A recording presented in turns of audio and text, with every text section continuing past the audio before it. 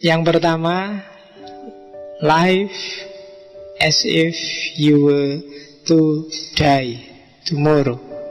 Dan learn as if you were to live forever.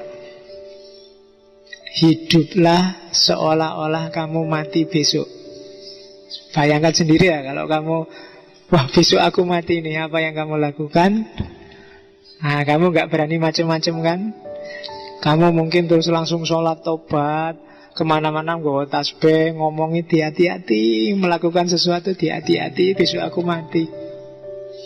Kalau nggak percaya, lihat terpidana mati yang misalnya besok mau ditembak itu, wah mesti jadi sangat religius dia. Mungkin wiritan terus, pakai kopiah, pakai itu, karena dia tahu besok mati. Jadi hiduplah, kalau ingin jadi orang soleh gampang, hiduplah seolah-olah besok kamu mati. Tapi kebalikannya, belajarlah seolah-olah kamu hidup terus. Jangan belajar dengan semangat besok mati. Ora sida sinau mesti.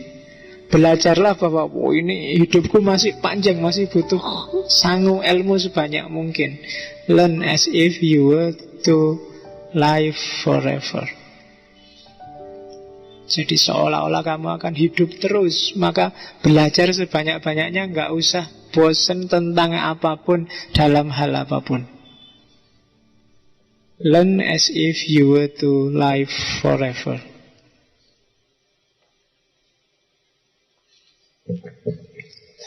Ini juga dari potongan biografinya. Berjuanglah seperti Gandhi. Dan tahapannya akan seperti ini. First, they ignore you. Then, they laugh at you. Then, they fight you. Then, you win. Gayalah kayak ahimsa tadi, yang anti kekerasan tadi, yang mungkin di kepalamu sampai hari ini gak masuk akal. Orang-orang tanggapannya, urutannya akan seperti itu. Yang pertama, dia akan cuek padamu. Paling dia bilang ki waras apa ora. Terus mereka akan ketawa, ngetawain kamu. Ini orang bisa mikir apa ndak ya, dikasari kayak gitu kok balesnya masih senyum-senyum, masih dimaafkan aja. Kamu diketawain. Tapi pada saatnya, kalau gerakanmu sudah dianggap mengancam, dia akan melawanmu. Kamu mendakwahkan anti kekerasan, mungkin juga didebat orang.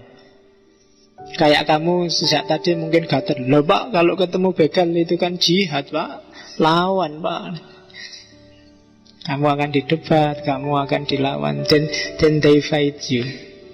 Tapi pada akhirnya, dari sisi hasil, sebenarnya kamu akan menang. Then you win. Biar aja orang cuek padamu, terus mengetawain kamu, bahkan kemudian menentangmu, tapi pada akhirnya kamulah yang akan menang. Itu janjinya Gandhi dengan gerakan anti kekerasannya. Buktinya memang Gandhi sendiri sukses dan menang. Kecuali tak bilang satu tadi, menyatukan kerukunan agama-agama di India. Tapi secara umum, semua perjuangannya Gandhi sukses. Terus ini lagi menurut saya bagus. Without action, you aren't going anywhere. Jadi gak ada gunanya kamu tiap malam Kemis ngaji, nyari teori, nyari hikmah, nyari pedoman hidup yang bagus, kalau gak dijalanin satu pun. Yo kamu jalan di tempat kayak dulu sebelum ngaji. State-mu masih sama. Kamu belajar ahimsa lah, belajar apalah. Kalau kamu juga gak ngapa-ngapain, gak memanfaatkannya sedikit-sedikit untuk kehidupanmu, entah bagian yang mana, ya kamu gak berkembang apa-apa. Without action, you aren't going anywhere. Oke, itu kan kayak yang disebar di WA-WA itu loh. Tidak ada pekerjaan yang berat kalau itu tidak dikerjakan. Kalau nggak dikerjakan ya nggak berat. Oke, jadi action lah. Jangan cuma berteori. Kalau menurutmu itu memang bagus, pas, dan baik untuk hidupmu, ya lakukan. Jangan dipending. Besok lah Pak, kalau agak tua-tuaan dikit, masih muda Pak. Lalu kapan lagi? Kamu jalan di tempat nanti. Waktunya dipraktekkan lupa. Kalau bisa sekarang, nggak usah nunggu besok. Karena without action, you aren't going anywhere. Kamu nggak kemana-mana. Oke. Be the change you want to see in the world. Kamu ingin perubahan apa sih di dunia ini? Pertama-tama, jadilah kayak gitu dulu dirimu. Kalau kamu ingin dunia ini damai, kamu sendiri ya damailah dulu. Kalau kamu ingin dunia ini aman, kamu sendiri amanlah dulu. Be the change you want to see in the world. Kamu harus yang duluan. Kamu kan yang punya gagasan. Kalau kamu ingin Islam itu jadi rahmatan lil alamin, ya kamu sendiri jadilah rahmatan lil alamin. Gak usah nunggu yang lain, gak usah kakean dakwah ceramah.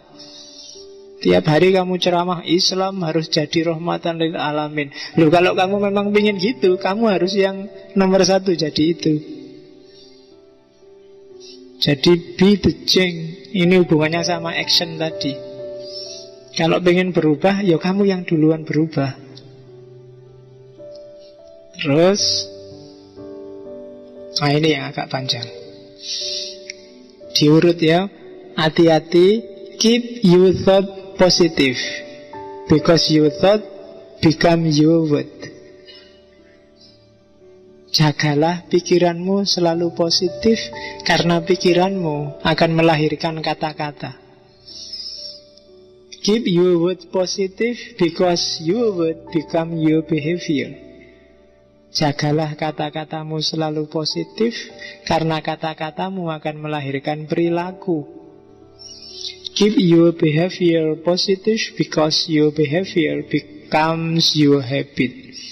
Jagalah perilakumu positif, karena perilakumu akan jadi kebiasaan. Keep your habit positive, because your habit become your values. Jagalah kebiasaanmu yang positif, karena kebiasaanmu itu akan menjelma jadi nilai-nilai dalam hidupmu. Dan keep your values positive, because your values become your destiny. Jagalah nilai-nilai positif, karena nilai-nilaimu itulah nanti yang akan menjadi takdir hidupmu. Jadi pikiranmu harus jernih dan bersih, karena dari pikiranlah lahir kata-kata. Kata-kata juga harus selalu positif, baik, bagus, karena dari kata-kata ini nanti lahir tindakan perilaku. Perilaku juga harus selalu baik, bagus, karena perilaku ini kalau dijalanin terus jadi kebiasaan. Kebiasaan juga harus selalu bagus, karena kebiasaan ini kan yang melahirkan nilai-nilai. Kalau kamu tiap hari sholat, kalau kamu tiap hari wiritan, ini kan nanti jadi basis nilai dalam hidupmu. Nilai-nilai religius. Kalau kamu tiap hari tidak bohong, tiap hari jujur, tiap hari ini kan juga jadi basis nilai. Dan nilai-nilai inilah nanti yang akan jadi blueprint kehidupan kita, yang akan jadi petanya kehidupan kita. Jadi sejak jari pikiran, kita harus garap itu secara hati-hati. Nah, ini bagus untuk yang suka berdoa. In prayer, it is better to have a heart without word than word without a heart. Kalau kita berdoa, mending hatinya hadir meskipun kata-kata tidak muncul, dibandingkan banyak kata tapi hatinya nggak hadir. Nah, kita kan sering kayak gitu kan, wiritan sambil nonton TV, sambil ngobrol, ya kan, Pak, saya itu tiap sholat fardu harus baca ini Pak 40 kali. Jadi sambil nonton TV dibaca. Tidak ada gunanya. Tidak ada internalisasi. Kenapa sih oleh para ulama wirid kadang disuruh ngulangi sampai 100, bahkan ada yang sampai 1000, untuk internalisasi.